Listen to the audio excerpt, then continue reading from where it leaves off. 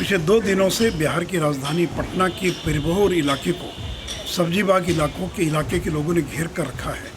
और कारण क्या है, चूँकि पिरबहोर पुलिस ने जब कुछ अपराधियों को गिरफ्तार किया तो भीड़ ने उस अपराधी को छुड़ा लिया। इतना ही नहीं तो पुलिसकर्मी पर हमला करके घायल कर दिया।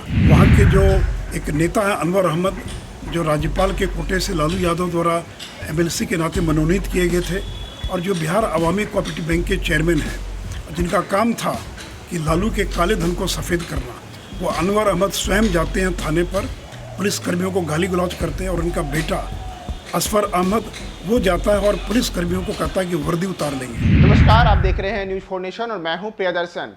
बिहार में महागठबंधन की सरकार बनी है और सरकार बनते ही जो सरकार में शामिल घटक दल हैं उसके मौजूदा नेता तो छोड़िए, जो पुराने नेता हैं, जो पूर्व MLC हैं, उनके बेटे की भी हनक ऐसी है कि वो पटना के एक थाने में जाकर के पुलिस वाले को कहते हैं कि मैं तुम्हारी वर्दी उतरवा दूंगा। और वर्दी उतरवाने वाले ये जो नेता हैं राजद के पूर्व MLC अनवर अहमद के दरअसल बेटे हैं अफसर अहमद पर आरोप है कि वो पटना के पिरबहोर थाने में गए थे और वहां पर जाकर के उन्होंने पुलिसकर्मियों के साथ बदतमीजी की, यहां तक कि DSP को वर्दी उतरवाने की धमकी दे दी। और अब इसी मुद्दे के लेकर के जो भारतीय जनता पार्टी के राज्यसभा सांसद हैं सुशील मोदी ने नीतीश सरकार से पूछा है कि नीतीश जी, क्या ये जंगल राज नहीं है, क्या यह जनता का राज है? आपके जो नेता हैं, जो आपके घटक दल के नेता हैं, वो घटक दल के नेता पुलिसकर्मियों को वो अभी पटना में ही आप ही के नाक के नीचे कहते हैं कि हम आपकी वर्दी उतरवा देंगे। आप इसे जंगल राज नहीं तो अब हम इसे क्या कहें?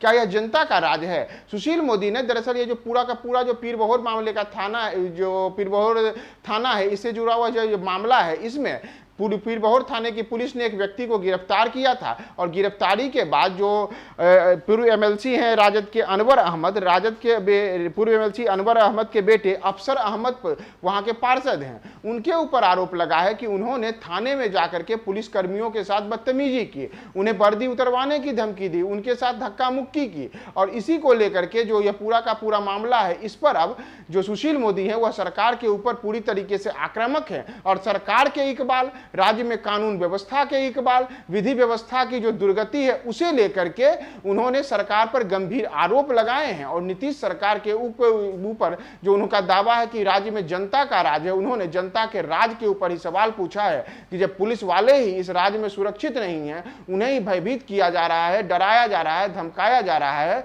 तो क्या यह जनता का राज है या तो जंगल राज है? तो हम आपको सुनवाते हैं कि सुशील मोदी ने इस पूरे मामले में किस तरीके से नीतीश सरकार को घेरा है और कैसे सरकार के इकबाल, कानून व्यवस्था के जो राज की बात की जा रही है उसे लेकर के नीतीश सरकार पर सवाल या निशान लगाया है।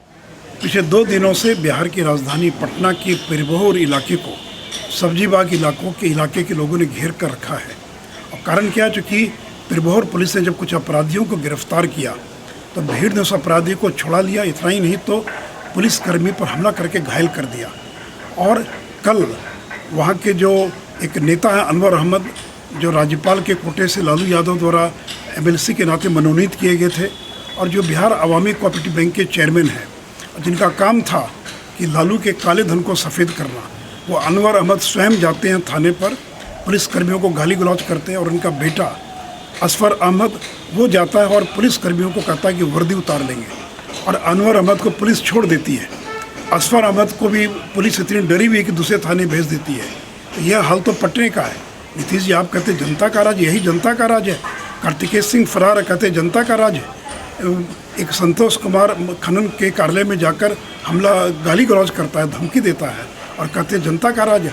अनवर अहमद को थाने से छोड़ दिया जाता है, क्या यही जनता का राज है? असफर अहमद को दूसरे थाने में ट्रांसफ़र कर दिया गया। अगर हिम्मत है नीतीश जी, जनता का राज है तो अनवर अहमद को गिरफ्तार करके दिखाएं। राज्य से जुड़े अपराधियों का मनोबल इतना बढ़ गया है कि अब उनको किसी बात का डर नहीं, कि उनको लगता है कि अब तो हमारी सरकार है बिहार के अंदर।